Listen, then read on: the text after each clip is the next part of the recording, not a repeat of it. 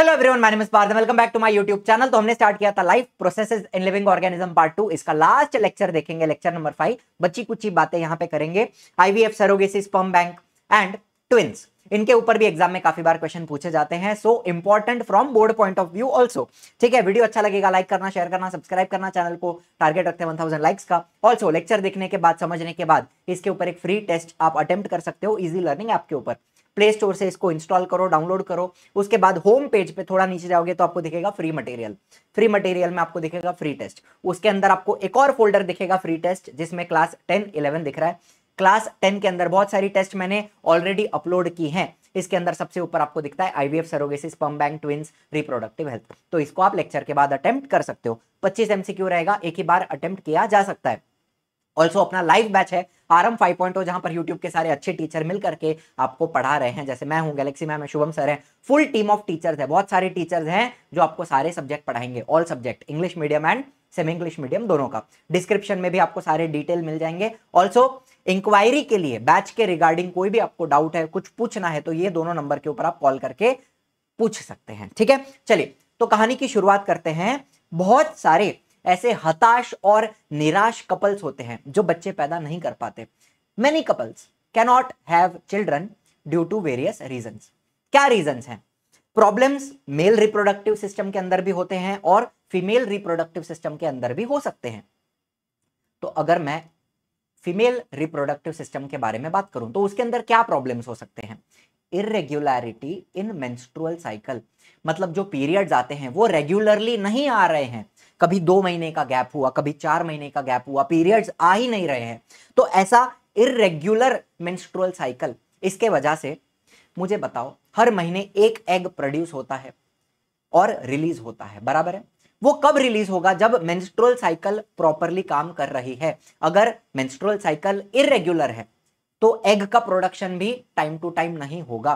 ये जो बीमारी है, बीमारी नहीं बोलूंगा, डिसऑर्डर बोलूंगा, इसको कहा जाता है पीसीओएस या फिर पीसीओडी भी कहते हैं, पॉलीसिस्टिक ओवेरियन सिंड्रोम या फिर polycystic ovarian disorder. Irregular menstrual cycle, irregular periods. ठीक है। दूसरा, डिफिकल्टी इन oocyte प्रोडक्शन, मतलब एग का प्रोडक्शन बराबर से नहीं हो पा रहा है। oocyte मतलब आप समझते हो बेटा, एग, ओवम और oocyte, ये सारी सेम चीजें हैं। ठीक है, okay. Obstacles in the oviduct, कभी कभी क्या होता है, यहां पे कुछ ब्लॉकेज आ जाता है ओविडक्ट के अंदर। तो मान लो एग रिलीज हुआ है, ये एग है, ठीक है, एग, लेकिन वो आगे नहीं आ पाएगा या स्पर्म्स उस तक पहुंच नहीं पाएंगे। तो वहां पर कुछ कुछ ब्लॉक आ जाता है ओविडक्ट के अंदर।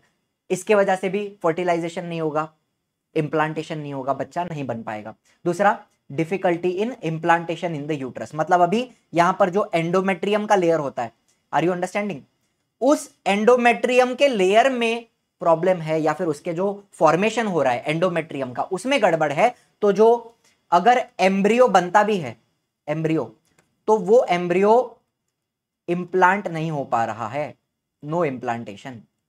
ठीक है, यहां तक एम्ब्रियो आता है लेकिन वो एंडोमेट्रियम में इंप्लांट नहीं हो पा रहा। तो ये सारे प्रॉब्लम्स के वजह से हमें कोई और टेक्नोलॉजी यूज करनी पड़ेगी, मॉडर्न टेक्नोलॉजी यूज करनी पड़ेगी ताकि बच्चा पैदा किया जा सके। ठीक है, ये तो फीमेल रिप्रोडक्टिव सिस्टम के प्रॉब्लम्स बताए। वैसे ही मेल्स में भी प्रॉब्लम है। जैसे देखो, मेल का काम कुछ है ही नहीं, उसको सिर्फ स्पर्म बनाना है और छोड़ना है। अगर वो एक काम वो भी ठीक से नहीं कर पा रहा है तो फिर क्या ही फायदा। एब्सेंस ऑफ स्पर्म, एक काम दिया गया है स्पर्म बनाने का, वो भी अगर नहीं हो रहा है, सीमेन के अंदर स्पर्म नहीं है, इसको कहते हैं इम्पोटेंसी। आपने सुना है इम्पोटेंसी? इसका मतलब स्पर्म प्रोड्यूस ही नहीं हो रहा है ही नहीं। या फिर कभी कभी लो स्पर्म काउंट भी होता है, लो स्पर्म काउंट, मतलब क्या, जितना नॉर्मली होना चाहिए, नॉर्मल स्पर्म काउंट, उससे कम, लो स्पर्म काउंट। आपको मैंने यह भी बताया कि बहुत सारे स्पर्म फीमेल रिप्रोडक्टिव सिस्टम के अंदर मर जाते हैं। Acidity in the vaginal tube, vaginal tract जो होती है, वजाइना, उसके अंदर एसिडिक एनवायरनमेंट होता है, वहां पे भी बहुत सारे स्पर्म मर जाते हैं। फीमेल इम्यून सिस्टम जो होती है फीमेल की, उसके वजह से बहुत सारे स्पर्म मर जाते हैं। किसी का एनर्जी खत्म हो गया तो वो मर जाते हैं। कोई सीलिया के अंदर अटक जाते हैं ओविडक्ट में, वहां मर जाते हैं।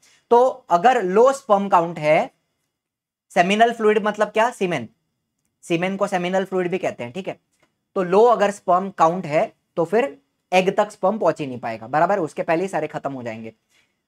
कभी कभी स्लो मूवमेंट ऑफ स्पर्म भी होती है, स्पर्म्स प्रॉपरली फॉर्म नहीं हुए, उतना वो फटाफट स्विम नहीं कर पा रहे हैं, एग तक पहुंच नहीं पा रहे हैं, उनकी मूवमेंट स्लो है, ऐसा भी हो सकता है।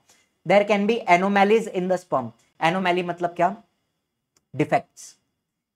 एनोमैली का मतलब होता है डिफेक्ट, स्पर्म बराबर से फॉर्म नहीं हुए। तो ये सारे प्रॉब्लम्स हो सकते हैं, या तो स्पर्म्स कंप्लीटली एब्सेंट है, कंप्लीटली एब्सेंट मतलब जीरो स्पर्म्स, या तो लो स्पर्म काउंट, स्पर्म है लेकिन बहुत कम है, उनकी मूवमेंट स्लो हो सकती है, या फिर उनके अंदर कोई डिफेक्ट हो सकता है, एनोमैली हो सकती है। तो ये सारी चीजें हो सकती हैं स्पर्म के साथ, ठीक है। तो ऐसे टाइम पे अगर उस कपल को बच्चा पैदा करना है तो मॉडर्न टेक्नोलॉजी का इस्तेमाल किया जा सकता है। तो यहां पर सबसे पहली टेक्निक हम क्या समझ रहे हैं? इस टेक्निक का नाम है, इधर भी लिखा हुआ था ना, IVF। क्या नाम है? IVF। फुल फॉर्म क्या है इसका? In vitro fertilisation. क्या नाम है? In vitro fertilisation. क्या करना पड़ेगा? ध्यान से सुनना, बहुत ही इंटरेस्टिंग चीज है। मुझे बताओ, आपको यहां पे फीमेल रिप्रोडक्टिव सिस्टम दिखाई दे रही है, इसके अंदर, चलो ये ओविडक्ट है, थोड़ा अपन पार्ट्स याद कर लेते हैं। ये यूट्रस है, यूट्रस, ये ओवरी है, ठीक है। और उसके अंदर आपको बहुत सारे फॉलिकल्स दिखाई दे रहे हैं जो मैच्योर हो गए हैं, जैसे कि ये है, ये है, बहुत सारे फॉलिकल्स आपको साइमल्टेनियसली मैच्योर होते हुए दिखाई देंगे, ठीक है। यहां पर क्या किया जाता है, जो फीमेल होती है ना, उसको FSH और LH का इंजेक्शन दिया जाता है। FSH का इंजेक्शन देने से क्या होता है? मल्टीपल फॉलिकल्स डेवलप हो जाते हैं एक टाइम पे। अब क्या किया जाएगा? इतना समझ में आया? मल्टीपल फॉलिकल्स एक साथ डेवलप हो जाते हैं ओवरी के अंदर। अब ये जो पूरी ट्यूब आपको नीचे दिख रही है, ये है वजाइना, और उसके अंदर आपको ये एक इंस्ट्रूमेंट दिखाई दे रहा है, ये है, इसको कहते हैं, क्या कहते हैं? अल्ट्रासाउंड। अल्ट्रासाउंड, जिससे क्या होगा? जिससे एक मॉनिटर होगा, छोटा सा एक टीवी होगा, उसके ऊपर दिखाई देगा, ओवरी का एक फोटो दिखाई देगा, और उसके अंदर कहां कहां पर फॉलिकल्स प्रेजेंट है, कहां कहां पर वो डेवलप हो गए हैं, वो सब कुछ दिखाई देता है। तो अल्ट्रासाउंड से पहले तो देखा जाएगा कि फॉलिकल्स कहां पर हैं, उनकी पोजीशंस देखी जाएंगी, एंड उसके बाद देखो, इतना समझ में आ गया। अब ये लोग क्या करते हैं, अब एक नीडल को इंसर्ट किया जाता है इस तरीके से। नीडल समझते हो? पतला नीडल होता है, उसको इस तरीके से ओवरी के अंदर इंजेक्ट किया जाएगा और एग को बाहर निकाला जाएगा, खींच के बाहर निकाला जाता है, ठीक है। जस्ट लाइक होली में कैसा अपन पिचकारी भरते हैं, करके पानी अंदर आ जाता है, उसी तरीके से यहां पे भी सक्शन यूज किया जाएगा एंड एग को बाहर निकाला जाएगा। इसको कहते हैं एग एस्पिरेशन। आपको मैं थोड़ा ज्यादा डिटेल में बता देता हूं। पहले समझ में आ गया? हार्मोन्स का इंजेक्शन दिया, उसके वजह से बहुत सारे फॉलिकल डेवलप हुए, उसके बाद में अल्ट्रासाउंड से पोजीशन चेक किया फॉलिकल्स का, एंड बाद में नीडल का इस्तेमाल करके, ये जो दिख रहा है आपको, ये क्या है? नीडल है, उसका इस्तेमाल करके एग्स को बाहर निकाला जाता है। एक टाइम पे 4, 5 या 6 एग को एक टाइम पे बाहर निकाला जा सकता है, ठीक है। और ये जो भी एग हमने बाहर निकाले, उनको हमने एक पेट्री डिश के अंदर ले लिया, ठीक है। 3-4 एग एक टाइम पे हम निकाल सकते हैं यहां पे। तो ये जो भी आपको दिख रहे हैं, ये क्या है? एग, जिनको हमने बाहर निकाला। अच्छा, ये जो डिश है, ये क्या है? Petri dish, petri dish. और ये पेट्री डिश किसकी बनी हुई होती है? कांच की बनती है, ग्लास की, ठीक। अब देखिए, इसके बाद हम क्या करेंगे, हमने सेकेंड स्टेप कर रहे हैं फर्टिलाइजेशन। यहां पर हमने सीमेन कलेक्ट किया फ्रॉम फादर, ठीक है। कपल है ना, मेल फीमेल, तो फीमेल बॉडी में से हमने एग को बाहर निकाला, एग एस्पिरेशन किया, और सीमेन को फादर से कलेक्ट किया जाता है, ठीक है। अब देखो, ये सीमेन के अंदर मुझे बताओ स्पर्म होंगे, तो वो पूरा सीमेन हमने जो भी एग कलेक्ट किए थे, एग, उनके ऊपर इस तरीके से रिलीज कर दिया जाएगा। तो मुझे एक बात बताओ, क्या यहां पर फर्टिलाइजेशन होगा? यस और नो? फर्टिलाइजेशन हो रहा है यहां पे। पेट्री डिश के अंदर एग रखा था, ऊपर से आपने सीमेन रिलीज किया, तो पेट्री डिश के अंदर, ये जो पेट्री डिश कांच की बनती है उसके अंदर हो रहा है फर्टिलाइजेशन। अब मेरी बात ध्यान से सुनो, हमारे टेक्निक का नाम क्या है? In vitro fertilisation. तो ये जो विट्रो है, विट्रो का मतलब होता है ग्लास, तो यहां पर हम एक कांच का पेट्री डिश यूज कर रहे हैं, उसके अंदर फर्टिलाइजेशन हो रहा है। So this is called in vitro fertilisation. ठीक है, आप टेस्ट ट्यूब भी यूज कर सकते हो, टेस्ट ट्यूब। और ये टेस्ट ट्यूब भी किसकी बनती है? कांच की बनती है ना, तो टेस्ट ट्यूब के अंदर भी फर्टिलाइजेशन किया जा सकता है, उसको भी क्या कहेंगे? इन विट्रो फर्टिलाइजेशन। सिंपल कहानी है, कहानी समझ में आ रही है? इसके बाद एक और टेक्निक होती है जिसको कहते हैं इंट्रासाइटोप्लाज्मिक स्पर्म इंजेक्शन, जिसका फोटो आपके टेक्स्ट बुक में दिया हुआ है। इसमें एक स्पर्म को सिलेक्ट किया जाता है और उसको एग के अंदर छोड़ा जाता है। तो आपको दिख रहा है ये जो पूरा है ये एग है, एग, और उसके अंदर हमने एक सिंगल स्पर्म सिलेक्ट करके, स्पर्म को सिलेक्ट किया जाता है, परफेक्ट स्पर्म, और फिर उसको इस एग के अंदर रिलीज किया जाएगा। Are you understanding? टेक्निक का नाम क्या है? ICSH। ICSI,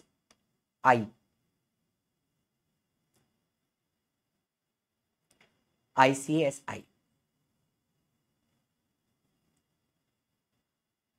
ठीक है, फुल फॉर्म यहां पे लिख देता हूं, इंट्रा साइटोप्लाज्मिक स्पर्म इंजेक्शन। तो इसमें क्या है ना, इसमें आप स्पर्म को सिलेक्ट कर रहे हो, आपने एक स्पर्म सिलेक्ट करके इसके अंदर छोड़ा है, तो आप डिसाइड कर सकते हो जेंडर ऑफ द बेबी।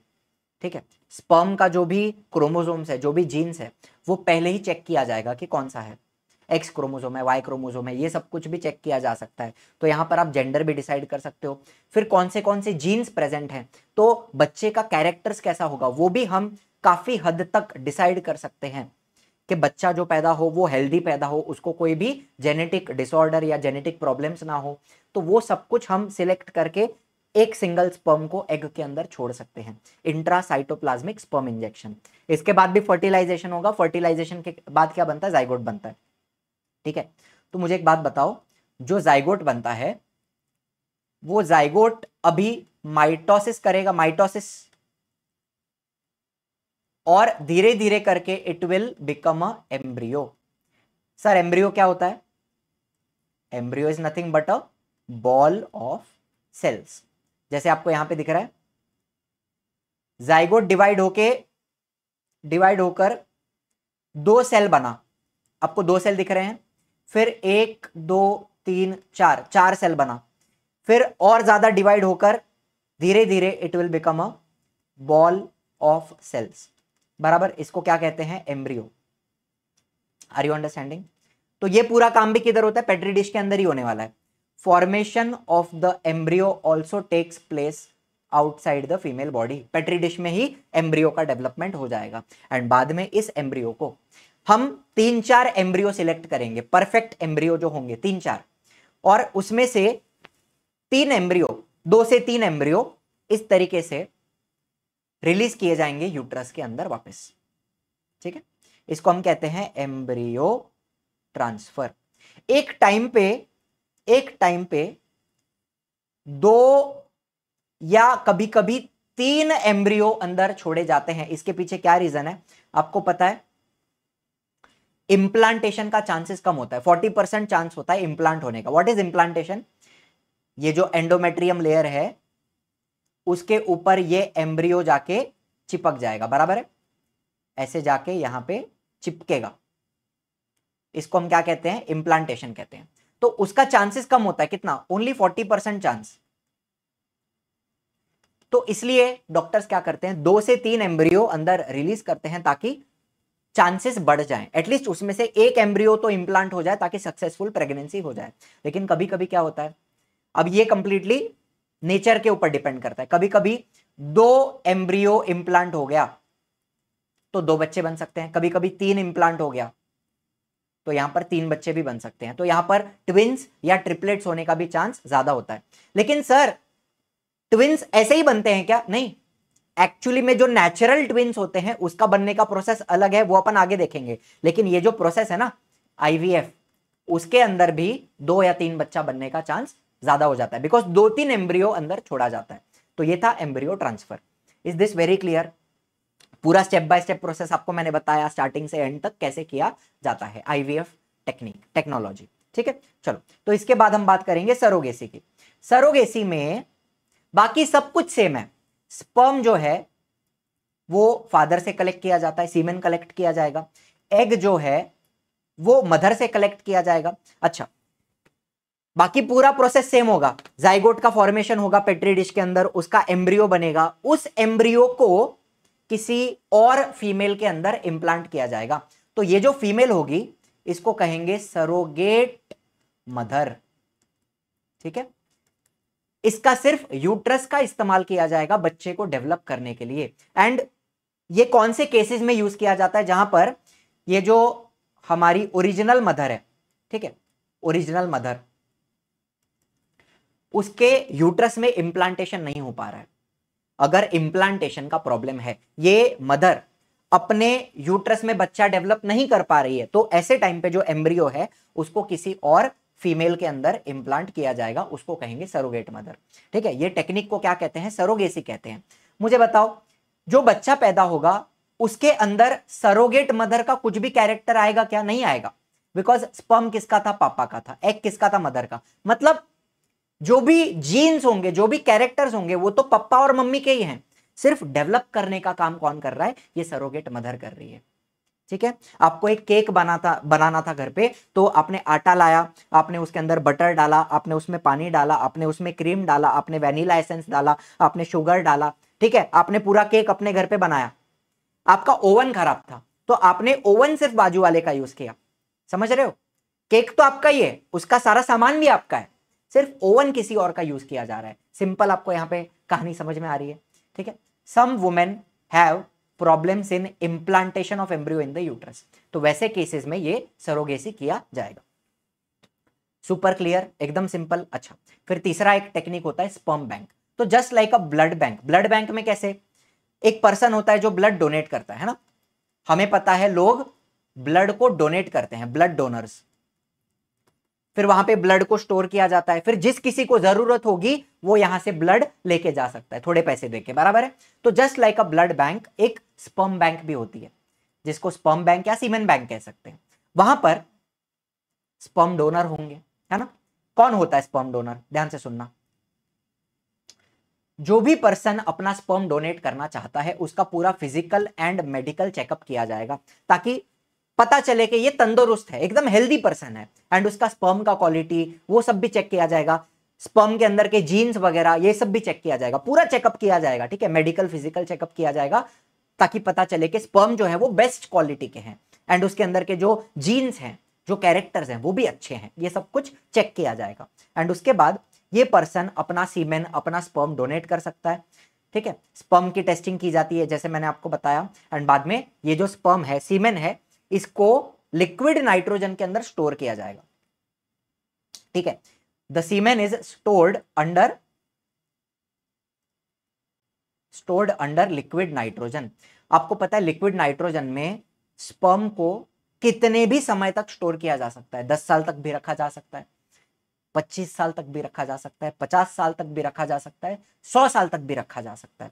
हालांकि गवर्नमेंट, उन्होंने भी एक टाइम लिमिट सेट किया कि 50 साल के ऊपर, एग्जांपल दे रहा हूं, इतने समय से ज्यादा स्पर्म को स्टोर नहीं करना चाहिए। लेकिन इन थियरी अगर आप किसी चीज को लिक्विड नाइट्रोजन में स्टोर कर रहे हो, स्पर्म को अगर हम लिक्विड नाइट्रोजन में स्टोर कर रहे हैं, तो उसको हम अनंत काल तक स्टोर कर सकते हैं और स्पर्म खराब नहीं होगा। Are you understanding?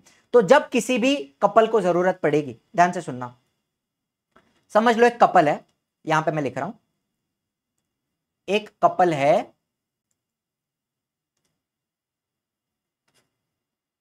ठीक है, जिसमें फीमेल के अंदर कोई भी प्रॉब्लम नहीं है, उसका एग बराबर है, सब कुछ बराबर है, उसका यूट्रस भी बराबर है, इंप्लांटेशन भी हो रहा है, सब कुछ बराबर है। लेकिन जो मेल है, वो स्पर्म बना नहीं पा रहा, या तो उसके अंदर लो स्पर्म काउंट है, ठीक है, या तो एब्सेंस ऑफ स्पर्म है, या तो लो स्पर्म काउंट है, लो स्पर्म काउंट। तो ऐसे समय में वो कपल स्पर्म बैंक से स्पर्म कलेक्ट कर सकता है। अब ये स्पर्म किसका है ये हमें नहीं पता, किसी पर्सन ने अपना स्पर्म यहां पे डोनेट किया होगा, वो स्पर्म यहां से कलेक्ट किया जा सकता है और बाद में उसको यूज करके आईवीएफ किया जाएगा, इन विट्रो फर्टिलाइजेशन, जाइगोट बनेगा, एम्ब्रियो बनेगा और फिर उस एम्ब्रियो को लेके जो मदर है उसके यूट्रस में इंप्लांट किया जाएगा। बाकी प्रोसेस सेम है, सिर्फ स्पर्म यहां से कलेक्ट किया जाएगा। तो अभी आप पूछोगे सर तो जो बच्चा पैदा होगा, जो बेबी बनेगा, उसमें पापा के कैरेक्टर आएंगे? नहीं आएंगे ना, स्पर्म किसी और का है, जिसका स्पर्म होगा उसका कैरेक्टर आएगा बच्चे के अंदर, लेकिन किसका स्पर्म है यह हमें नहीं पता। Name of the sperm donor is strictly kept a secret as per the law, ठीक है, एक लॉ है, एक एक्चुअली में लॉ पास किया गया है जिसके तहत स्पर्म किसका है ये हम कभी जान नहीं सकते। इसके पीछे मल्टीपल रीजंस है। अगर पता चल गया किसका स्पर्म है तो उस आदमी का भी बदनामी हो सकता है कि हाँ ये तो स्पर्म डोनर है, ये अपना स्पर्म बेचता है जाके पैसे के लिए, उस आदमी का बदनामी हो सकता है। या फिर अगर बच्चे को पता चल गया कि मेरे असली पापा तो वो हैं, तो कभी बच्चा भी अपने पापा को ढूंढने के लिए चला जा सकता है, ये तो मेरा सौतेला बाप है, मेरा रियल फादर, मेरा बायोलॉजिकल फादर तो कोई और है, ऐसा बच्चा भी जाके ढूंढ सकता है। तो वो सब कॉम्प्लिकेशन नहीं होना चाहिए। अच्छा, ये जो स्पर्म डोनर है, ये जिसने अपना स्पर्म डोनेट किया है, उसको अगर पता चल गया कि अच्छा ये मेरा बच्चा है, तो ये भी जाके बोल सकता है कि नहीं भाई बच्चा मेरा है, मेरे को वापस दो। ऐसा कुछ भी कॉम्प्लिकेशन नहीं होना चाहिए, इसलिए as per law name of the sperm donor is kept a secret, ठीक है, आप कभी पता लगा नहीं सकते। सारी कहानी क्लियर हो गई, एकदम क्लियर हो गया स्पर्म बैंक का कंसेप्ट। चलो, तो ये अपने 3 कंसेप्ट हो गए, IVF, surrogacy and sperm bank, ठीक है, सारी चीजें कनेक्टेड है। इसमें से सबसे इंपॉर्टेंट टेक्निक क्या है? आईवीएफ। आईवीएफ अगर सिंपल आईवीएफ करना है तो एग भी मम्मी का होगा, स्पर्म पापा का होगा, फर्टिलाइजेशन करके एम्ब्रियो को मम्मी के अंदर इंप्लांट किया जाएगा, ये एक चीज करी जा सकती है, ठीक है। सरोगेसी कब किया जाएगा? जब इंप्लांटेशन में प्रॉब्लम आ रही है तो किसी और फीमेल के यूट्रस में इंप्लांट किया जाएगा, उसको कहा जाएगा सरोगेट मदर, वो बच्चा डेवलप करके वापस कपल को दे देगी, ठीक है, ठीक है। एंड स्पर्म बैंक कब इस्तेमाल किया जाएगा? जब लो स्पर्म काउंट है या फिर एब्सेंस ऑफ स्पर्म है, तो यहां पे स्पर्म बैंक का इस्तेमाल किया जाएगा। अच्छा, आईवीएफ कब करा जाएगा? जब ओविडक्ट में ब्लॉकेज है, मतलब फर्टिलाइजेशन नेचुरली नहीं हो पा रहा है, तो इसलिए फर्टिलाइजेशन को बाहर किया जाएगा, फिर इंप्लांट किया जाएगा। Are you understanding? एकदम क्लियर हो गया यहाँ पे कंसेप्ट। चलो, तो बस इसी तरीके से लाइव में अगर पढ़ना है इतने ही जोश के साथ, तो ये अपना आरएम 5.0 बैच है। यहाँ पर ये हमारी फुल टीम ऑफ टीचर्स है जो आपको सारे सब्जेक्ट पढ़ाती है, इंग्लिश और सेमी इंग्लिश मीडियम दोनों के। बैच में बहुत सारी चीजें मिलती हैं, लेकिन सबसे importantly live class on each and every topic. Syllabus को पूरा 2 बार कवर किया जाएगा, एक बार तो डिटेल में कवर करेंगे और फिर रिवीजन के लिए वापस पूरा सिलेबस हम पढ़ाने वाले हैं, ठीक है। रिकॉर्डिंग मिल जाती है हर एक क्लास की, आपका कुछ भी कोई भी लेक्चर मिस यहाँ पर नहीं होने वाला, आप बाद में देख सकते हो। आप उसको 2x पे देखो, 4x पे देखो, कोई प्रॉब्लम नहीं है, ठीक है। नोट्स भी दिए जाते हैं, जो भी मैं लेक्चर में पढ़ाता हूँ, जो भी मेरा एनिमेशन वगैरह होता है, उसका पूरा पीडीएफ आपको मिलता है फॉर योर रिवीजन, ये भी आपको मिलने वाला है। डाउट सॉल्विंग के लिए एक IVR नंबर होता है, जिसके ऊपर कॉल करके आप किसी भी टीचर से बात कर सकते हो। मुझसे बात करनी है, मुझसे डाउट क्लियर करना है, तो आप यहाँ पे कर सकते हो। टेस्ट सीरीज में ऑब्जेक्टिव मतलब MCQ टेस्ट सीरीज तो होगी, फ्री में भी बहुत सारे टेस्ट मैं देता हूँ, बैच में भी बहुत सारे अवेलेबल होते हैं। एंड सब्जेक्टिव टेस्ट में आप पेपर लिखोगे, पेपर यू विल राइट, उसका PDF अपलोड होगा और वो PDF आपको चेक करके भी मिलेगा, ताकि आपकी जो भी मिस्टेक्स हैं या इश्यूज आ रहे हैं वो आपको समझ में आ जाए, ताकि आप एग्जाम के लिए रेडी हो जाओ, ठीक है। चलो, तो फर्स्ट 300 स्टूडेंट्स के लिए यहाँ पे कूपन कोड है फर्स्ट 300, तो ये प्राइस हो जाती है 9000। ये कूपन कोड यूज करके लिमिटेड टाइम के लिए एप्लीकेबल रहेगा, लंबे समय तक ये एप्लीकेबल नहीं रहेगा। अभी अवेलेबल है इसलिए मैं बता देता हूँ, ठीक है। चलो, ये अपना ऐप है इजी लर्निंग, प्ले स्टोर से आप इसको इंस्टॉल कर सकते हैं, डाउनलोड कर सकते हैं। चलो, बैच के रिगार्डिंग कोई भी इंक्वायरी करनी है तो ये दोनों नंबर के ऊपर कॉल करके आप पूछ सकते हैं। चलिए मुद्दे पे आते हैं। लास्ट अपना छोटा सा कंसेप्ट बचा है ट्विंस का। अभी मैंने आपको IVF में बताया कि 2 से 3 एम्ब्रियो अंदर रिलीज किए जाते हैं यूट्रस के अंदर, ताकि उसमें से एक तो इंप्लांट हो जाए। अगर 2 इंप्लांट हो गए तो वहां पर भी ट्विंस बन सकते हैं, 3 इंप्लांट हो गए तो वहां पर भी ट्विंस बन सकते हैं। ट्रिपलेट्स बन सकते हैं अगर 3 हो गए तो, ठीक है। लेकिन वो तो हमने किया था, आर्टिफिशियल था, राइट। हमने 3 एम्ब्रियो अंदर छोड़े थे। लेकिन नेचुरली ट्विंस कैसे बनते हैं, नेचुरल प्रोसेस, बिना कुछ किए अपने आप कैसे बनते हैं, आइए देखते हैं। 2 प्रकार के ट्विंस होते हैं, ध्यान से सुनना। There are 2 types of twins. मुझे बताओ, हमने एक कंसेप्ट पढ़ा है कि हर महीने एक एग मैच्योर होता है फ्रॉम अल्टरनेटली जनवरी, फरवरी, मार्च, अप्रैल, मई, जून, जुलाई, अगस्त, ऐसा चलता है। अल्टरनेटली एक एक एग रिलीज होता है। जनवरी से इधर आया तो फरवरी से यहां से आएगा, फिर मार्च, अप्रैल, मई, जून। मुद्दा तो पता है आपको। लेकिन कभी कभी गलती से due to some reason, and इसका एग्जैक्ट रीजन साइंटिस्ट को भी नहीं पता, डॉक्टर्स को भी नहीं पता, ऐसा हो जाता है कभी कभी कि दोनों ओवरी से एग रिलीज होगा, दोनों ओवरी में एक एक एग मैच्योर होगा एंड वो ओविडक्ट में रिलीज हो जाता है। अब मुझे बताओ, एग अलग है दोनों, एंड अगर ऐसे टाइम पे अगर स्पर्म आए एंड दोनों तरफ फर्टिलाइजेशन हुआ, यहां पर भी हो रहा है और राइट में भी हो रहा है, तो अब मुझे बताओ यहां पर 2 अलग जाइगोट बनेंगे, ठीक है। ये भी जाइगोट है और ये भी जाइगोट है। मुझे बताओ, दोनों का स्पर्म अलग था, दोनों का एग अलग था, तो दोनों बच्चे भी अलग होंगे, उनका जेंडर भी अलग हो सकता है। मुझे बताओ, जेंडर किसके ऊपर डिपेंड करता है, स्पर्म के ऊपर। 22 प्लस एक्स था या 22 प्लस वाई था, तो दोनों तरफ स्पर्म अलग जा रहे हैं, तो एक लड़का हो सकता है, एक लड़की हो सकती है, दोनों लड़कियां हो सकती हैं, दोनों लड़के भी हो सकते हैं, कुछ भी हो सकता है। एंड दोनों के कैरेक्टर भी अलग होंगे, दोनों अलग दिखेंगे, सेम थोड़ी दिखेंगे।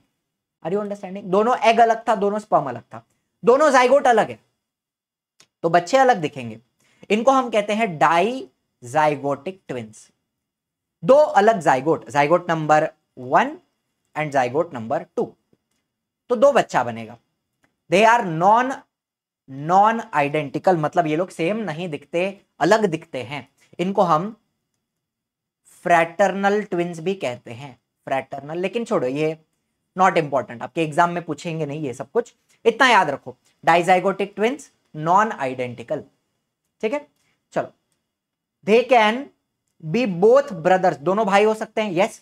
दोनों बहनें हो सकती हैं, यस। या फिर एक भाई और एक बहन, ऐसा भी हो सकता है, ठीक है। डाइजाइगोटिक, 2 अलग जाइगोट, 2 अलग बच्चे, नॉन आइडेंटिकल ट्विंस, ठीक। तो कभी कभी सेम बच्चे भी दिखते हैं, 2 बच्चे एकदम सेम, जुड़वा, आइडेंटिकल, तो वो कैसे होता है, आइए समझते हैं। चलो, एक एग मैच्योर होके रिलीज हुआ, ठीक है, एग एक ही है, एग कितना है, एक ही है। स्पर्म भी एक है, स्पर्म आया, त्याची चाल तुरु तुरु, फर्टिलाइजेशन हुआ, जाइगोट बना, जाइगोट, चलो जाइगोट बन गया। अब ये जाइगोट डिवाइड करेगा, एक सेल है, एक का 2 होगा, 2 का 4 होगा, 4 का 8 होगा, 8 का 16, 16 32, धीरे धीरे ये क्या बनेगा, एम्ब्रियो। डिवाइड करके ये बना एम्ब्रियो। एम्ब्रियो क्या होता है, बॉल ऑफ सेल्स। कभी कभी क्या होता है गलती से, इसका भी रीजन हमें नहीं पता, इसका भी रीजन साइंटिस्ट को नहीं पता कि ऐसा क्यों होता है, लेकिन गलती से ये एम्ब्रियो टूटकर डिवाइड हो जाता है इनटू 2 पार्ट्स, इस तरीके से स्प्लिट हो गया। एम्ब्रियो क्या हुआ, एम्ब्रियो स्प्लिट हो गया, 2 टुकड़े हो गए। तो अब मुझे बताओ, एक ही जाइगोट था, शुरू में कितना था, एक ही था, जाइगोट से एम्ब्रियो बना, लेकिन एम्ब्रियो टूट गया, तो अब यहां पे एम्ब्रियो 1, एम्ब्रियो 2, 2 एम्ब्रियो आ गए, इनसे 2 बच्चे बनेंगे। लेकिन मुझे बताओ, क्या वो दोनों बच्चे सेम दिखेंगे? हाँ, बिकॉज शुरू में तो एक ही एग था, एक ही स्पर्म था, तो इन दोनों के कैरेक्टर्स, इन दोनों के जेंडर्स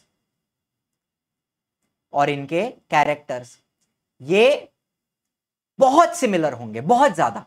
हाँ, लेकिन जैसे वो बड़े होंगे, बच्चा पैदा होने के बाद, बचपन में दोनों एकदम सेम दिखेंगे, एकदम आइडेंटिकल। लेकिन जैसे वो थोड़े थोड़े बड़े होंगे, उनके अंदर भी थोड़ी थोड़ी डिफरेंसेस आने स्टार्ट होते हैं, ठीक है, स्लाइट डिफरेंसेस आते हैं। लेकिन बचपन में जब वो पैदा होंगे, एकदम सेम टू सेम दिखते हैं। Are you understanding? चलो, तो यहां पे बताओ, इसको हम कहते हैं मोनोजाइगोटिक ट्विंस। मोनो मतलब क्या? वन, जाइगोट मतलब जाइगोट। एक जाइगोट से बनने वाले ट्विंस सेम टू सेम दिखते हैं, इनको हम कहते हैं आइडेंटिकल ट्विंस। ठीक है। एंड एक लास्ट बात, ये जो एम्ब्रियो स्प्लिट हुआ, एम्ब्रियो टूटा, ये within 8 days of fertilisation हो जाना चाहिए। ध्यान से सुनना, मतलब क्या इसका? मान लो आज फर्टिलाइजेशन हुआ, आज हुआ फर्टिलाइजेशन, ठीक है। तो फर्टिलाइजेशन होने के बाद 1 दिन, 2 दिन, 3, 4, 5, 6, 7वां दिन, 8वां दिन, फर्टिलाइजेशन से लेके 8वें दिन के पहले ये स्प्लिट हो जाना चाहिए, नहीं तो गड़बड़ हो जाती है। ध्यान से सुनना, आज अगर फर्टिलाइजेशन हो रहा है तो आज से लेके 8वें दिन के पहले स्प्लिट हो जाना चाहिए, ठीक है। तो प्रॉपर मोनोजाइगोटिक आइडेंटिकल ट्विंस बनेंगे सेपरेट। लेकिन ध्यान से सुनना, they can either be both brothers और बोथ सिस्टर्स, या तो 2 बहनें या तो 2 भाई, और सेम दिखेंगे, they will be identical, same set of genes, दोनों की जीन्स सेम रहेंगे तो इनके दोनों के कैरेक्टर्स भी सेम रहेंगे। लेकिन if the cells of the embryo divide after 8 days from the formation of zygote, fertilisation से लेके 8 दिन हो गए, लेकिन 8वें दिन के बाद ये अगर टूटने की कोशिश करें तो पूरी तरीके से ये स्प्लिट नहीं हो पाते, ठीक है।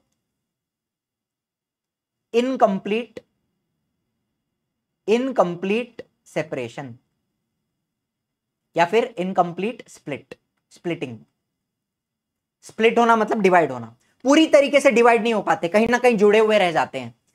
फिर अगर 2 बच्चे बनेंगे तो मुझे बताओ, दोनों बच्चे कहीं ना कहीं जुड़े हुए रहेंगे, उनका बॉडी पार्ट्स ज्वाइंट रहेगा, ठीक है।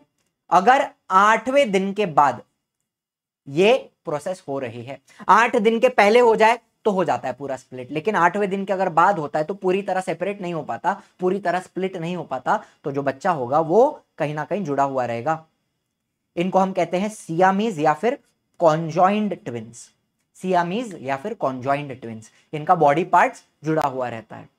यहां पर आपको दिख रहा है इनका जो चेस्ट पार्ट है, इनका जो एब्डोमेन पार्ट है वो जुड़ा हुआ है। कभी कभी इनका सर जुड़ा हुआ हो सकता है, शोल्डर्स जुड़ा हुआ हो सकता है, हिप्स जुड़ा हुआ हो सकता है। कभी कभी ऐसा होता है कि बॉडी एक ही है, एक ही बॉडी है,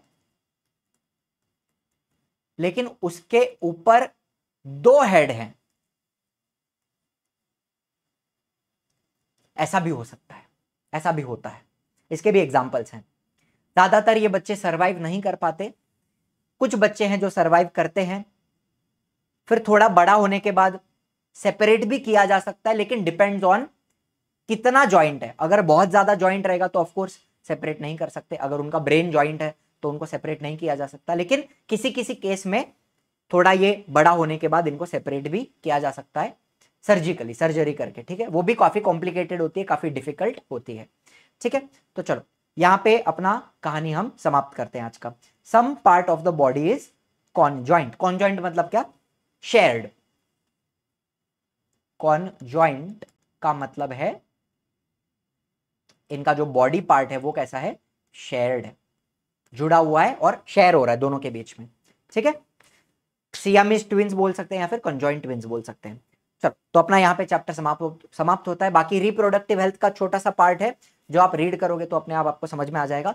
2 प्रकार की बीमारी है, गोनोरिया और सिफिलिस, दोनों बैक्टीरियल इन्फेक्शंस हैं, और उनका पुराना एक वीडियो मैंने डाला था, वो भी आप देख सकते हो। उसमें बस उनके सिम्टम्स के बारे में बात की है, ठीक है। तो उसके ऊपर सेपरेट लेक्चर नहीं बना रहा हूं।